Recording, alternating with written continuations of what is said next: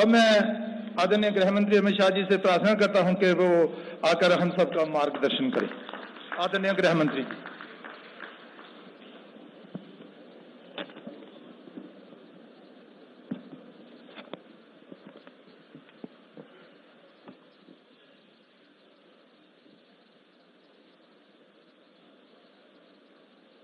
मंच पर उपस्थित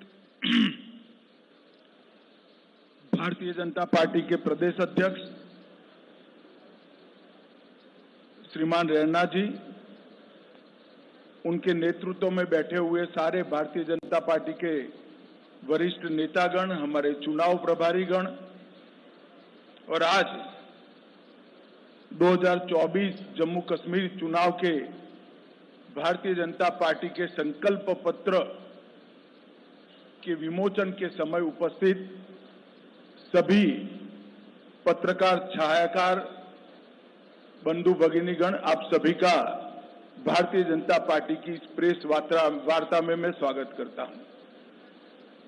मित्रों, जैसा आप सभी जानते हैं, आजादी के समय से हमारी पार्टी के लिए जम्मू कश्मीर का ये भूभाग बहुत महत्वपूर्ण रहा है और आजादी के समय से ही हमने इस भूभाग को हमेशा भारत के साथ जोड़े रखने के लिए बहुत प्रयास किए। पंडित प्रेमनाथ डोगरा के आंदोलन से लेकर श्यामा प्रसाद मुखर्जी की शहादत तक ये पूरा संघर्ष पहले भारतीय जनसंघ और फिर भारतीय जनता पार्टी ने आगे बढ़ाया, क्योंकि हमारी पार्टी मानती है कि जम्मू कश्मीर हमेशा से भारत का हिस्सा है और रहेगा, इसमें कभी कोई संशय नहीं रहा। मगर कई साल हो गए, 2014 तक जम्मू कश्मीर पर हमेशा अलगाववाद की परछाई रही, आतंकवाद की परछाई रही। अलग अलग स्टेट और non state actor Jammu Kashmir को अस्थिर करते रहे और सभी सरकारों ने एक प्रकार से एपीसमेंट की पॉलिसी से जम्मू कश्मीर को डील किया। 2014 से लेकर 2024 का ये कालखंड, जब भी जम्मू कश्मीर और भारत का इतिहास लिखा जाएगा, जम्मू कश्मीर के लिए स्वर्णिम अक्षरों से अंकित किया जाएगा, ऐसा मेरा बहुत स्पष्ट मानना है।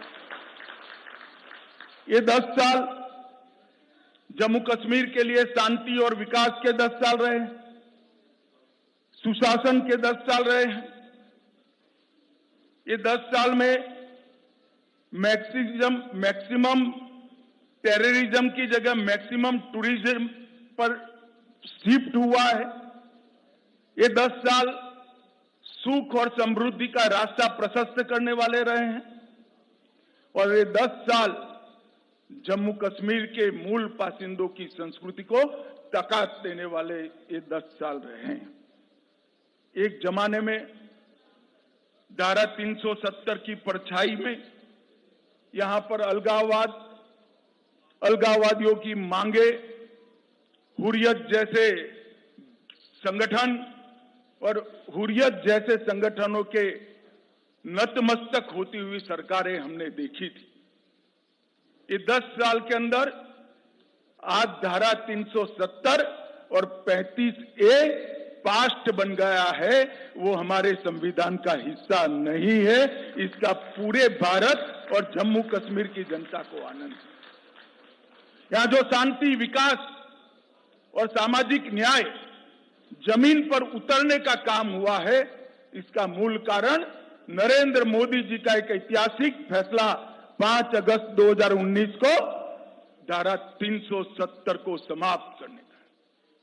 बड़ी दुख की बात है, विगत दिनों में एनसी का एजेंडा मैंने पढ़ा है और एनसी के एजेंडे को कांग्रेस का मौन समर्थन भी मैंने देखा है। मगर मैं आज आप सभी पत्रकार भाइयों के माध्यम से पूरे देश को स्पष्ट कर देना चाहता हूं, धारा 370 इतिहास बन चुकी है, वो कभी लौटकर नहीं आने सकती, हम आने भी नहीं। क्योंकि धारा 370 ही वो कड़ी थी जो कश्मीर के अंदर युवाओं को हाथ में हथियार और पत्थर पकड़ाती थी। अलगाववाद की विचारधारा ही युवाओं को विकास की जगह आतंकवाद के रास्ते पर शिफ्ट करती थी। और आज मोदी जी के नेतृत्व में ढेर सारे काम हुए हैं। मित्रों, मैं चुनाव घोषणा पत्र पर आने से पहले कुछ चीजें जरूर कहना चाहता हूं। जम्मू कश्मीर में सबसे बड़ी जरूरियात थी शिक्षा की। लगभग 10 साल में 59 कॉलेजों को मान्यता मिली है। 30 कश्मीर डिवीजन में और जम्मू डिवीजन में 29, 16,000 छात्रों की प्रवेश क्षमता जोड़ी गई है। न्यू एजुकेशन पॉलिसी के तहत आओ स्कूल चले अभियान हमने आगे दिखाया है, बढ़ाया है। 45 अटल टिंकरिंग लैब स्थापित किए हैं और 6,000 करोड़ की लागत से 2 एम्स, एक विजयपुर में, एक अवंतीपुरा में, IIT, IIM, नीट, यूनानी अस्पताल, कई सारे भवन और संस्थान उच्च शिक्षा के लिए यहां खोले हैं। 70 साल तक देखा जाता था कि जम्मू कश्मीर के बच्चे यहां पढ़ाई लिखाई नहीं हो सकती थी, यहां से देश भर में पढ़ने जाते थे। आज देश भर के बच्चे जम्मू कश्मीर में पढ़ने के लिए आ रहे हैं और एक अच्छा संदेश लेकर देश में जा रहे हैं। रेवेन्यू डेफिसिट वाले स्टेट के अंदर जल विद्युत बड़ा विकास का मार्ग प्रशस्त करने वाला था। लगभग 22,500 करोड़ की लागत से विभिन्न हाइड्रो प्रोजेक्ट का निर्माण हमने किया है। लगभग 1,000 मेगावाट पाकलदुल, इसके साथ शाहपुर कंडी बांध सिंचाई, रतले हाइड्रो योजना, क्रार हाइड्रो योजना, कीरू हाइड्रो योजना, ढेर सारे बिजली उत्पादन के जल विद्युत के संयंत्र यहां स्थापित किए गए हैं। और आने वाले दिनों में ये काम पूर्ण होते ही वो जम्मू कश्मीर को सरप्लस बजट देने वाला स्टेट बनाएंगे। ऐसा पूर्ण आयोजन नरेंद्र मोदी जी के नेतृत्व में किया है। कई सारे बिजली के वितरण के भी काम हुए हैं। इसके साथ हमने शांति के मोर्चे पर भी ढेर सारा काम किया है, उस पर मैं बाद में आऊंगा। पहले सामाजिक सद्भाव और समरसता पर भी बात रखना चाहता हूं। धारा 370 के कारण यहां रिजर्वेशन संभव नहीं हो पाता था, महिलाओं को अन्याय होता था, दलित भाइयों को अन्याय होता था, ट्राइबल्स को अन्याय होता था। भारतीय जनता पार्टी की नरेंद्र मोदी सरकार ने यहां आरक्षण को जमीन पर उतारने का काम किया है। आज SC वर्ग का भी आरक्षण हुआ है। आर्थिक रूप से कमजोर वर्ग का 10% आरक्षण हुआ है। OBC का आरक्षण बढ़ाया गया है। गुर्जर, बकरवाल और पहाड़ियों को सालों से जो आरक्षण नहीं मिलता था, उसको आरक्षण देने की शुरुआत नरेंद्र मोदी जी के नेतृत्व में हुई है। हमने NC का एजेंडा देखा है। उन्होंने कहा है कि हम इस पर पुनः विचार करेंगे। मैं श्री उमर अब्दुल्ला को बताना चाहता हूं, उमर साहब, चुनाव का नतीजा जो आए वो आए, हम गुर्जर, बकरवाल और पहाड़ी के आरक्षण को आपको छूने नहीं देंगे।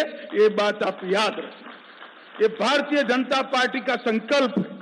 भाई और बहनों, ग्रास रूट डेमोक्रेसी, पहले डेमोक्रेसी 3 परिवारों में सीमित होकर रह गई थी। ना पंचायत चुनाव होते थे, ना तहसील पंचायतें बनती थी, ना जिला पंचायतें होती थी। भारतीय जनता पार्टी की सरकार ने ग्राम पंचायत, तहसील पंचायत, जिला पंचायत और म्यूनिसिपैलिटी के चुनाव कर पंचायती राज को बहाल करने का काम किया है और यहां लोकतंत्र को प्रस्थापित किया है। पहले जम्मू कश्मीर में एक जमाना था कि 10% अगर वोटिंग हो जाती है तो सारे अंग्रेजी अखबारों में हेडलाइन बनता था कि जम्मू कश्मीर में डबल डिजिट वोटिंग हुआ। आज मैं बताना चाहता हूं, ब्लॉक विकास परिषद के चुनावों में 98.3% और अभी जो हुआ आम चुनाव उसमें 58.46% वोट, जो रिकॉर्ड वोट है, जो बताता है कि घाटी और जम्मू दोनों की जनता लोकतंत्र के साथ है। बम की परछाइयां, धमाके, मशीन गनों की आवाज कश्मीर में लंबे समय तक सुनी गई। ये 10 साल में धारा 370 हटाने के बाद विशेष रूप से यहां के सुरक्षा परिदृश्य में आमूलचूल परिवर्तन हुआ है। पहले कुल घटनाएं 7,217 10 साल में हुई थी 4 से 14 में, 14 से 24 में सिर्फ 2272 पर आकर अटकी और वो 70% की कमी बताती है। कुल मृत्यु में 66% और नागरिकों की मृत्यु में 80% कमी दर्ज करने का काम हमारे प्रशासन ने किया है और सिक्योरिटी फोर्सेस की मृत्यु में भी भारी मात्रा में कमी आई है। और इसके साथ जो आम जनों के साथ जुड़ा हुआ है, ऑर्गेनाइज टाउन पेल्टिंग 2010 के मानांक को पकड़े तो 2654 घटनाएं थी। 31 अगस्त 2024 तक 23 से 24 में एक भी घटना स्टोन पेल्टिंग की नहीं हुई। ऑर्गेनाइज हड़ताल पहले 132 थी, पाकिस्तान में बैठकर हड़ताल का नारा देते थे, घाटी बंद हो जाती थी। 132 के बनाम एक भी बंद नहीं हुआ है। स्टोन पेल्टिंग में नागरिकों की मृत्यु 112 हुई थी, अब 0 है और जख्मी सिक्योरिटी फोर्सेस भी 0 है। 30 साल के बाद घाटी में थिएटर चालू हुए हैं, रात्रि शो चालू हुआ है और 32 साल के बाद ताजिया का जुलूस शांतिपूर्वक तरीके से निकला है। अमरनाथ की यात्रा हो या मां वैष्णो देवी की यात्रा हो, रिकॉर्ड तोड़ यात्रिकों ने जम्मू कश्मीर की विजिट की है और यहाँ के टूरिज्म में बहुत बड़ा बदलाव आया है और बढ़ोतरी हुई है। संपूर्ण टेरर इकोसिस्टम को ध्वस्त करने के लिए ढेर सारे काम करे गए और अभी मैं एनसी का घोषणा पत्र पढ़ता था, मुझे तो आश्चर्य हो रहा है, कोई पॉलिटिकल पार्टी इस प्रकार का घोषणा पत्र जारी करती है और कांग्रेस जैसी राष्ट्रीय दल इसका मौन समर्थन करती। मैं राहुल गांधी जी को पूछना चाहता हूं कि आप देश की जनता के सामने और जम्मू कश्मीर की जनता के सामने स्पष्ट करें, आपका मौन धारण करने से कुछ नहीं होता। क्या नेशनल कॉन्फ्रेंस के एजेंडा के साथ कांग्रेस पार्टी सहमत है या नहीं है? आप हाँ या ना में जवाब दीजिए। मुझे मालूम है वो नहीं देंगे, मैं बता देता हूं वो पूर्णतया सहमत है। क्या एजेंडा है? पत्थरबाजी की घटना करने वालों को हम छोड़ देंगे, टेररिज्म के केस में जो जेल में इन पर पुनर्विचार करेंगे, जो टेररिस्टों के सगे संबंधी पर कठोर कार्यवाही की है इस पर पुनर्विचार करेंगे, फिर से 2 झंडे प्रस्तावित करेंगे। क्या कांग्रेस पार्टी ये एजेंडा के साथ सहमत है? क्या आप 370 फिर से वापिस लाना चाहते हो? इसकी बात आपने करनी चाहिए। मित्रों, एक दूसरी बात, भारत सरकार की 300 व्यक्तिगत लाभ की योजना है। जैसे 5 लाख तक का हेल्थ का पूरा खर्चा आज जम्मू कश्मीर उठाती है, हर घर में पीने का पानी पहुंचाना है, हर घर में बिजली पहुंचानी है। इस प्रकार की 300 अलग अलग व्यक्तिगत लाभ की योजना है।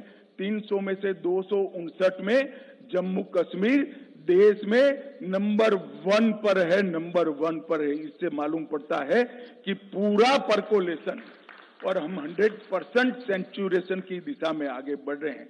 अगर जम्मू कश्मीर की जनता हमें मैंडेट देती है तो मैं विश्वास के साथ कहना चाहता हूं कि अगले 2 साल में 100% सेचुरेशन हम कर दिखाएंगे।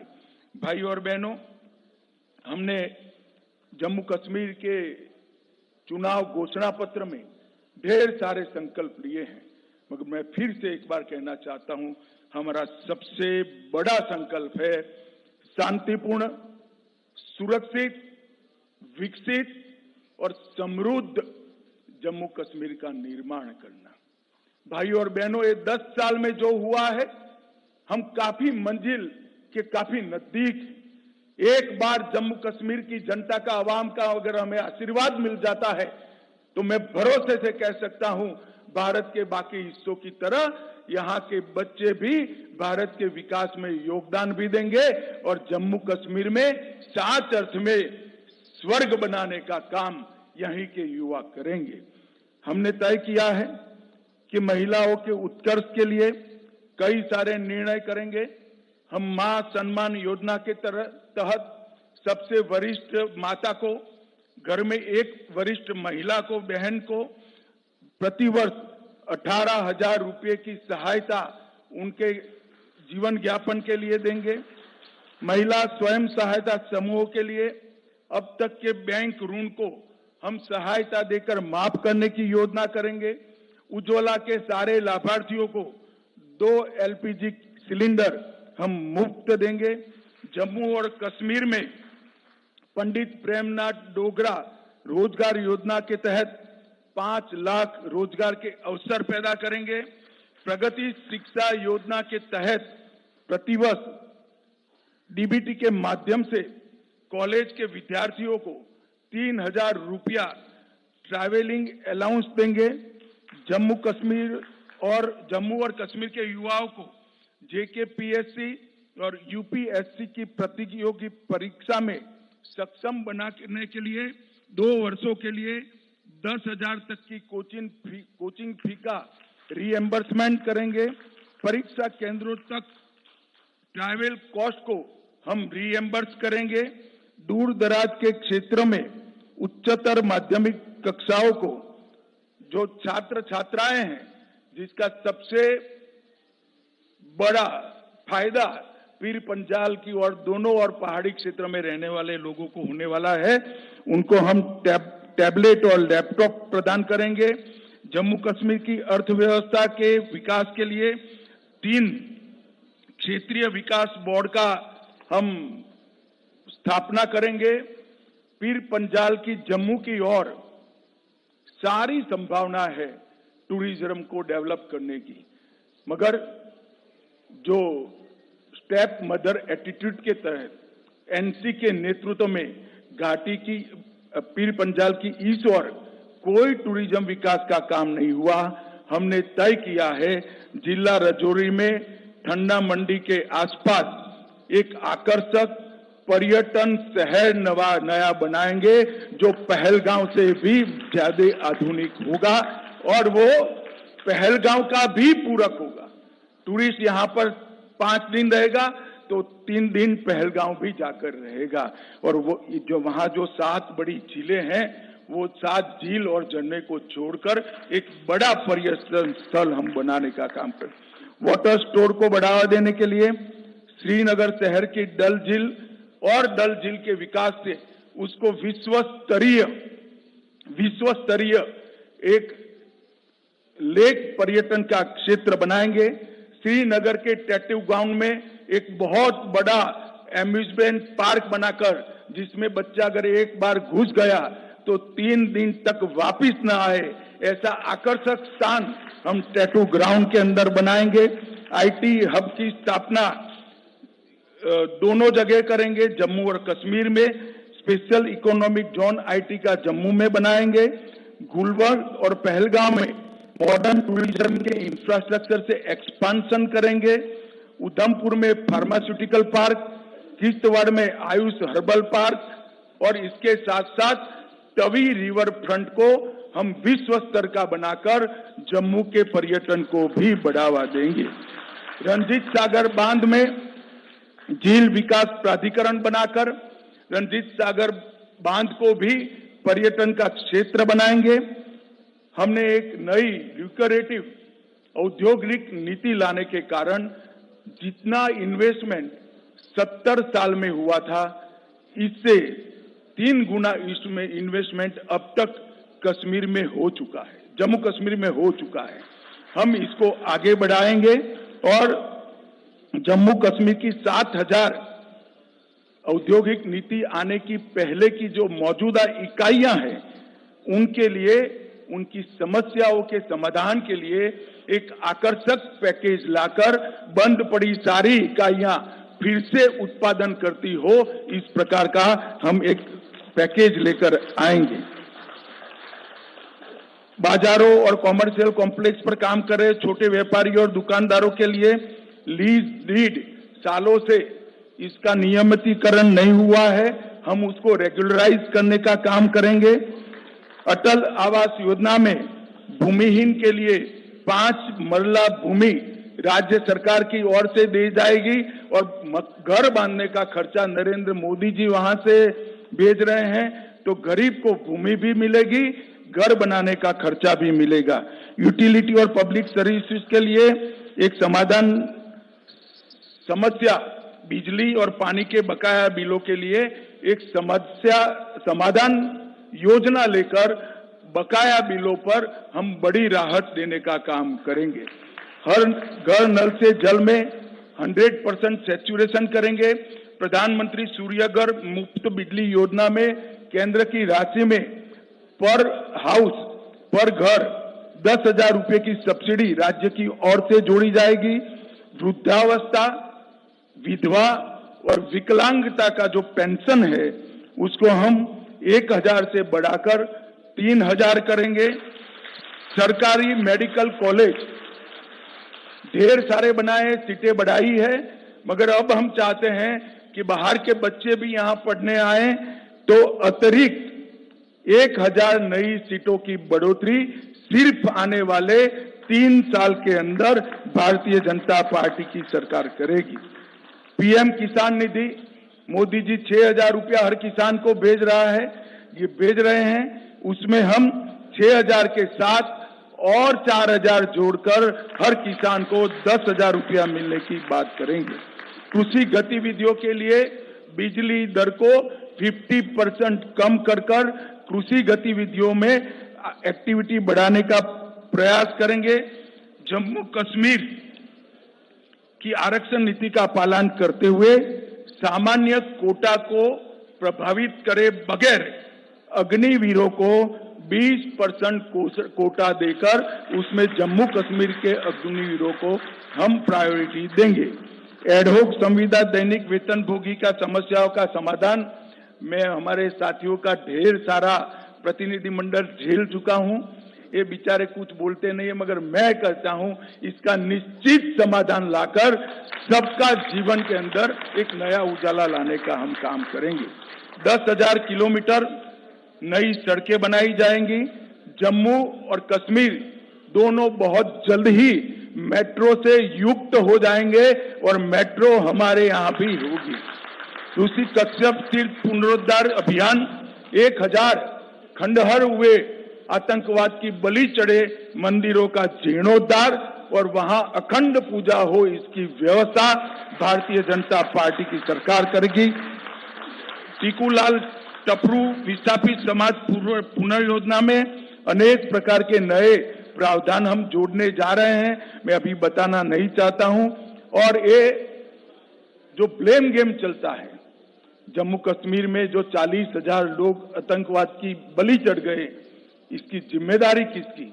अभी तो राष्ट्रपति शासन था, हम कुछ करना नहीं चाहते थे, मगर जम्मू कश्मीर में नई सरकार बनने के बाद हम एक व्हाइट पेपर घोषित कर ये आतंकवाद फैलाने वालों की, उसके पोषण करने वाले की जिम्मेदारी तय करेंगे। और हम पिछले वर्षों से विपरीत, पिछले वर्षों में जम्मू को अन्याय होने वाली कुछ जातियों, कुछ समूहों, कुछ उपासना पद्धति वालों को अन्याय करने वाली जो जनगणना हुई थी, इसको समाप्त कर स्वतंत्र और निष्पक्ष जनगणना कराएंगे जो सबके साथ न्याय करेगी, किसी का तुष्टीकरण करेंगे। और सबसे बड़ा वादा है, आतंकवाद पर जो प्रहार चालू है उसको और कड़ा कर आतंकवाद को भारत की सरहदों के उस पार भेज देंगे। यहां से आतंकवाद को हमेशा के लिए हम समाप्त कर देंगे। भाई और बहनों, घाटी और जम्मू दोनों क्षेत्रों के विकास के लिए एक संतुलित घोषणा पत्र हमारे घोषणा पत्र समिति के अध्यक्ष के नेतृत्व में बना है। मैं उनको और उनकी टीम को बहुत बहुत बधाई देना चाहता हूं और जम्मू कश्मीर की जनता को अपील करना चाहता हूं, कहीं आप इनकी चिकनी चुपड़ी बातों में आए बगैर इनका मूल मकसद ध्यान से स्टडी कर लेना। उनका मूल मकसद है जो नेशनल कॉन्फ्रेंस का एजेंडा है वो, और राहुल गांधी जी और कांग्रेस पार्टी ने वो एजेंडा को अपनी मौन सम्मति दी है।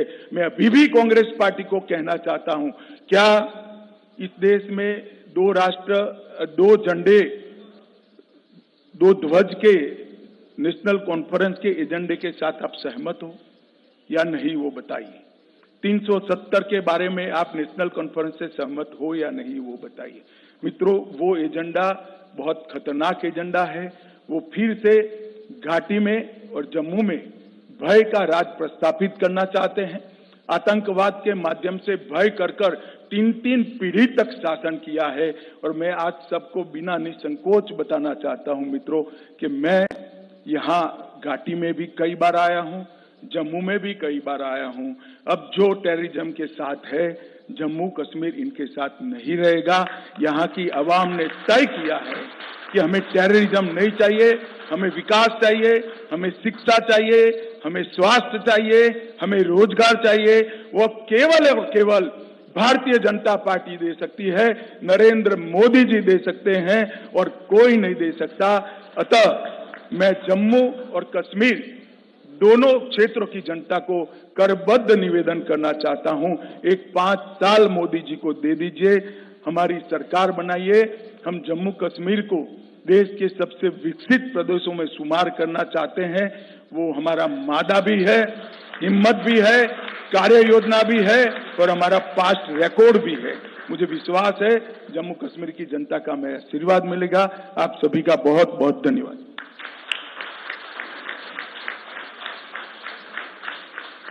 आदरणीय गृह मंत्री जी, मैं आपसे प्रार्थना करता हूं कि एक 25 पॉइंट वाला कार्ड हमने बनाया है उसको भी आप सार्वजनिक करें।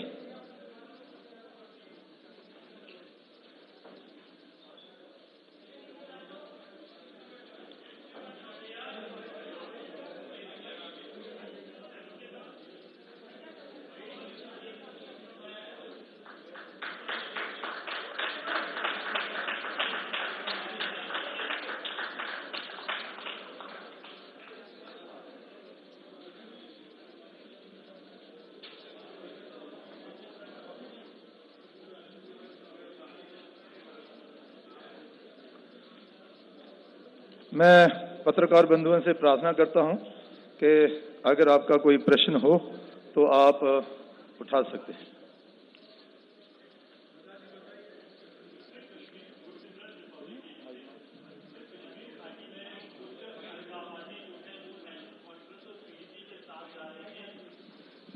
सर, गुरसिमरन रिपब्लिक टीवी से। कश्मीर घाटी में कुछ अलगाववादी जो हैं वो अब पीडीपी और नेशनल कॉन्फ्रेंस का रुख कर रहे हैं, चाहे चुनाव में भाग लेना हो या सपोर्ट करना हो। इसको आप किस तरह से देखते हैं? देखिए, मुझे वो अलगाववादियों की चिंता नहीं है। जम्मू कश्मीर की जनता ने, घाटी और जम्मू क्षेत्र की जनता ने तय किया है कि आतंकवाद मुक्त जम्मू कश्मीर बनाने के लिए वो नरेंद्र मोदी जी के साथ है। मैं आशा करता हूं कि आपका सवाल श्रीमान राहुल गांधी ने देखा होगा।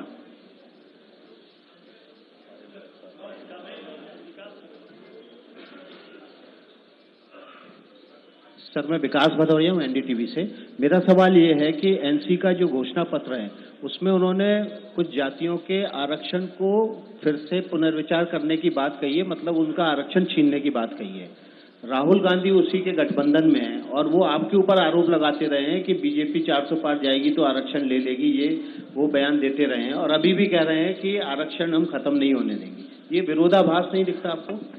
जरूर विरोधाभास है। कांग्रेस का यही संस्कृति है, कथनी और करनी में बड़ा अंतर रखना।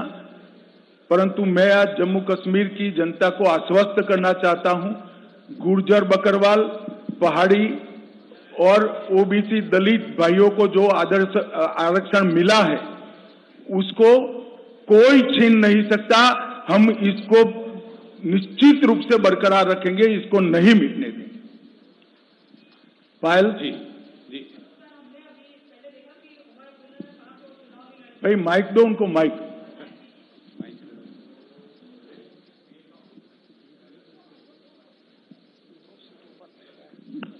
सर मैं पायल मेहता हूँ नेटवर्क 18 से। सर पहले हमने देखा कि उमर अब्दुल्ला ने कहा कि वो चुनाव नहीं लड़ना चाहते, उसके बाद उन्होंने डिसीजन लिया कि 2 सीटों पे वो लड़ेंगे। आप इसको कैसे देखते हैं? देखिए मैं तो क्या कह सकता हूं,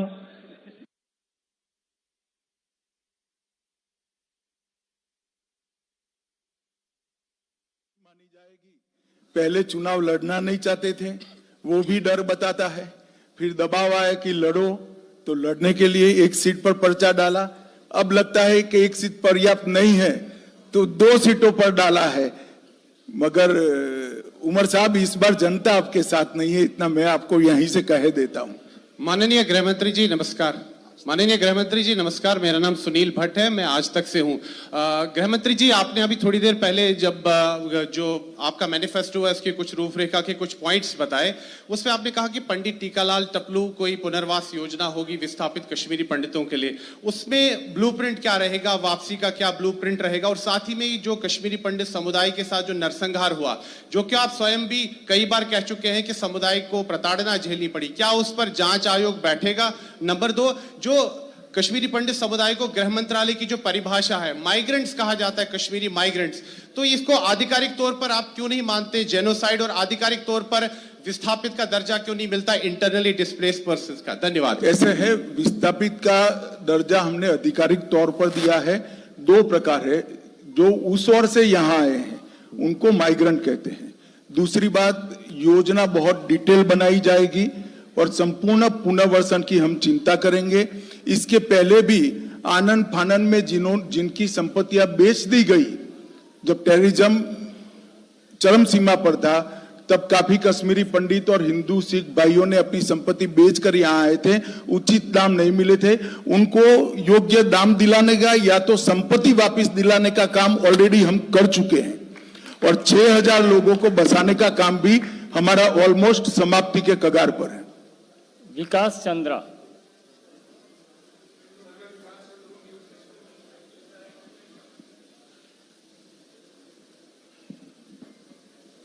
सर मैं विकास चंद्र हूं न्यूज नेशन चैनल से। मेरा सवाल है कि पूर्ण राज्य के दर्जे को लेकर यहाँ काफी मांग हो रही है, अलग अलग समूह के लोग भी कर रहे हैं, तो इस पर पार्टी का क्या स्टैंड है इस विधानसभा चुनाव में? भाई ये मांग जो है वो एक प्रकार से लोगों को गुमराह करने की है।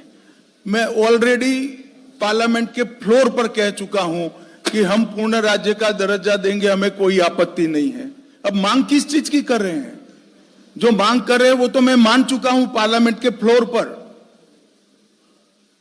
और मैं मानता हूं आप सभी को भी मालूम है, मगर आप डिमांड को छापते हैं, जवाब को नहीं दिखाते हैं। और उस वक्त भी कहा था कि चुनाव के बाद उचित समय पर हम पूर्ण राज्य का स्टेटस रिस्टोर करेंगे। अब उनको मांगने की ही जरूरत नहीं है, मगर और कुछ बचा नहीं है, तो जो हो गया उसको मांगते हैं। रविकांत राय, टाइम्स नाउ। सर मैं रविकांत राय हूं, टाइम्स नाउ नव भारत दिल्ली से। सर आपने 370 के बारे में बहुत बार बातें की। जब से नेशनल कॉन्फ्रेंस का मैनिफेस्टो आया है, आपने कई बार एक्स पर भी कांग्रेस पार्टी और राहुल गांधी से सवाल पूछा, लेकिन राहुल गांधी इस पर चुप हैं, कांग्रेस पार्टी चुप है। तो ये चुप्पी कितनी खतरनाक है, क्योंकि कांग्रेस एक राष्ट्रीय पार्टी। यार रविकांत, ये सवाल आपको राहुल को पूछना है, वहां हिम्मत नहीं है, तुम मुझे पूछ रहे हो। सर उनको पूछो ना, काहे को चुप हो भाई? हाँ बोलो या ना बोलो, जो बोलना है वो बोलो। सर अरे वो कुछ भी करे, कुछ होने वाला नहीं है। एनसी का एजेंडा जमीन पर नहीं उतरेगा। धारा 370 अब पास्ट है, इतिहास बन चुकी है, इसको कोई वापस नहीं ला सकता। सर एक दूसरा सवाल है इसी में कि राहुल गांधी बार बार कह रहे हैं कि जम्मू कश्मीर में बाहर के लोग राज कर रहे हैं। चलिए, अभी मैं इस तरह की टिप्पणियों को जवाब नहीं दे सकता। अगर राष्ट्रपति शासन को वो बाहर का कहते हैं तो मुझे श्रीमान राहुल गांधी को बताना है कि आपकी पार्टी के शासन में हमसे 3 गुना लंबा राष्ट्रपति शासन कश्मीर में रहा है, और जो कश्मीर के सो कॉल्ड आपके मित्र है वो घाटी में रहते भी नहीं थे, लंदन में जाकर बसे थे और यहाँ जनता को मरने के लिए खुला छोड़ दिया था। इंडिया दिल्ली जम्मू से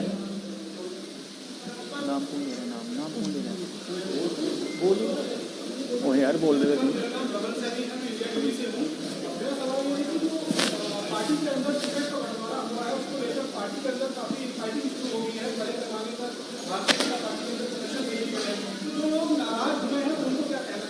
अरे भाई ऐसा है, आप तो राजनीति में नहीं ना हो ना, हर बार टिकट बढ़ता है तब ऐसा होता है। चिंता मत करो, हमारा परिवार एक है। नीरज पांडे आपके यहाँ बीट के लिए नहीं होता है ऐसा, हमारे यहाँ टिकट के लिए होता है। भले आदमी छोड़ो यार। अमित जी बोलिए। अमित जी, मैं नीरज पांडे हुए एबीपी न्यूज से। रुक जाइए नीरज जी रुक जाइए एक सेकंड, नीरज का समाप्त हो जाने दो। सर, नेशनल कॉन्फ्रेंस हर मंच से हर रैलियों में कहती है कि हमारी सरकार आती है तो हम जम्मू कश्मीर के ध्वज को बहाल कर देंगे, और दूसरी वो बार बार ये बात करते हैं कि जम्मू कश्मीर के सहूलियत के लिए पाकिस्तान से हमारी सरकार को वार्ता करनी चाहिए। तो दोनों में आपका स्टैंड क्या है? देखिए, हमारा स्टैंड स्पष्ट है, वार्ता और बम धमाके दोनों साथ में नहीं चल सकते। हम पाकिस्तान की सरकार से वार्ता करने के पक्ष में नहीं है जब तक टेररिज्म समाप्त नहीं हो जाता, मगर हम जम्मू कश्मीर के घाटी के युवाओं के साथ जरूर बात करेंगे। कॉन्फ्रेंस और कांग्रेस का जो गठबंधन हुआ है, राहुल गांधी अभी आए थे, उन्होंने भी कहा, उमर अब्दुल्ला भी कह रहे हैं कि हम सरकार बनाने जा रहे हैं और आप जो है बुरी तरह से हार रहे हैं। 370 हटने के बाद यहाँ पर जो वादे आप लोगों ने किए थे वो तमाम वादे खोखले निकले, और उन्होंने बताया कि सरकार बनने के बाद हम सबसे पहले स्टेटहुड को रिस्टोर करेंगे। क्या कहेंगे सर? देखिए, स्टेटहुड रिस्टोर करने का सवाल ही नहीं, मैंने पहले भी कह दिया। हम पार्लियामेंट में मैं कह चुका हूं, फ्लोर पर कह चुका हूं कि हम स्टेटहुड रिस्टोर करेंगे। अब भला ये कौन सी मांग कर रहे हैं, मेरी समझ में नहीं आ रहा है। अमित पांडे, टीवी 18।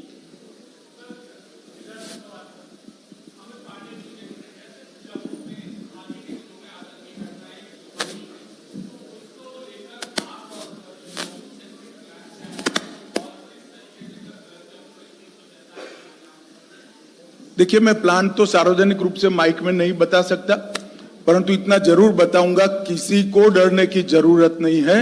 सब आश्वस्त रहें, पूरी सुरक्षा व्यवस्था नरेंद्र मोदी सरकार और जम्मू कश्मीर प्रशासन ने की है। विनोद जी, अमर उजाला से विनोद। गुलिस्तान विनोद जी।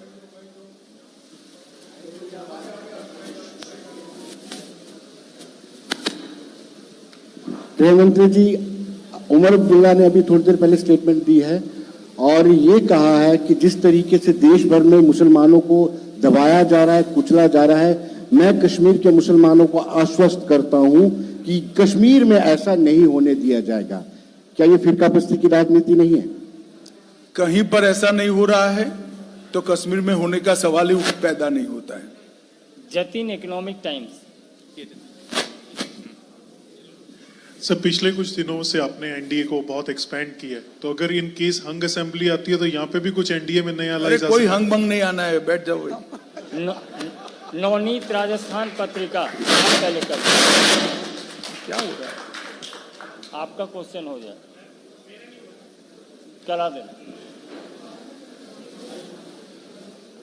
सबसे आगे। हाँ, नहीं, आ गया।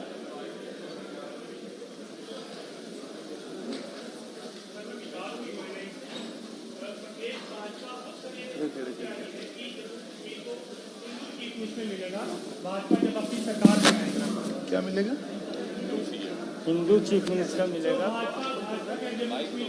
सपना पूरा करेगी। नहीं, आपका सुझाव जो है वो हम रखेंगे प्रदेश वालों के सामने कि आपका ऐसा सुझाव है। सर, ये प्रदेश भाजपा ही। अरे यार, मेरा सुझाव समझ लिए, प्रदेश के साथ आपके सुझाव पर चर्चा करेंगे। Thank you. Navneet, Rajasthan Patrika. Sir, मैं राजस्थान पत्रिका से नवनीत मिश्रा हूं। महबूबा मुफ्ती ने मांग की है कि एलओसी बस सर्विस और ट्रेड सर्विस शुरू की जाए। पहला सवाल ये है। और दूसरा सवाल ये है कि फारूक अब्दुल्ला के जो थोड़ा आपका माइक नीचे रखो, ज्यादा इको आ रहा है। हाँ जी, महबूबा मुफ्ती ने सर एलओसी बस सर्विस और ट्रेड सर्विस दोनों शुरू करने की मांग की है। और दूसरा मेरा सवाल यह है कि फारूक अब्दुल्ला के जो पिता थे शेख अब्दुल्ला, उनको नेहरू जी ने 11 साल तक जेल में रखा और आज के हालात में दोनों पार्टियां उसी कांग्रेस से वो गठबंधन करने जा रहे हैं, तो दोनों पे आपका क्या पक्ष है? देखिए, मेरा कोई पक्ष नहीं है, तो राहुल गांधी जी ने निर्णय करना है। उनकी दादी ने शेख अब्दुल्ला साहब को क्यों जेल में डाला था, क्यों डालना पड़ा था, ये सारी चीजें उनको सोचनी है, इसमें मेरा कोई कहना नहीं है। जहां तक ट्रेड शुरू करने का सवाल है, जब तक टेररिज्म समाप्त नहीं होता, टेररिज्म का इकोसिस्टम बनता है, हम इसको हमारी इससे सहमति नहीं है। सुमिंद्र कुमार ANI, आप बोल लीजिए।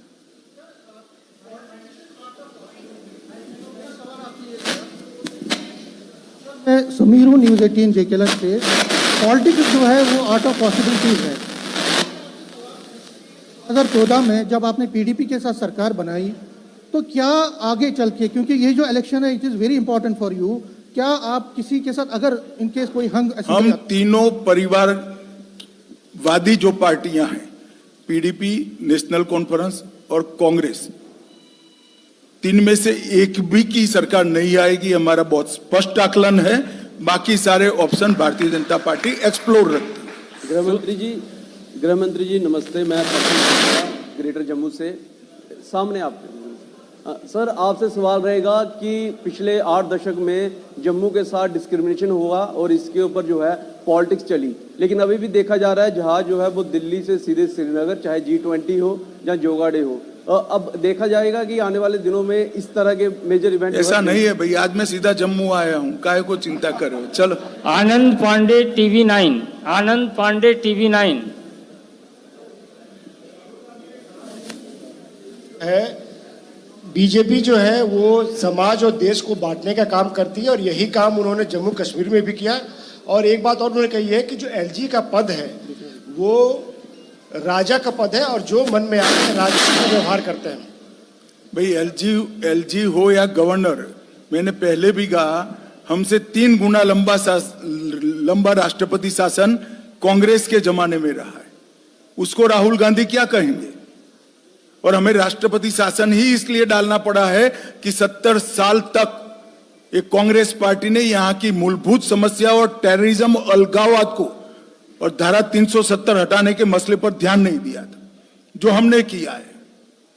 और हमने तो यहाँ पर पंचायत, तहसील पंचायत, जिला पंचायत और अब असेंबली, सभी फॉर्म में डेमोक्रेसी को, लोकतंत्र को, जमहूरियत को नीचे तक ले जाने का काम किया है। राहुल गांधी जी को बोलने का अधिकार नहीं। सुमिंद्र कुमार ANI।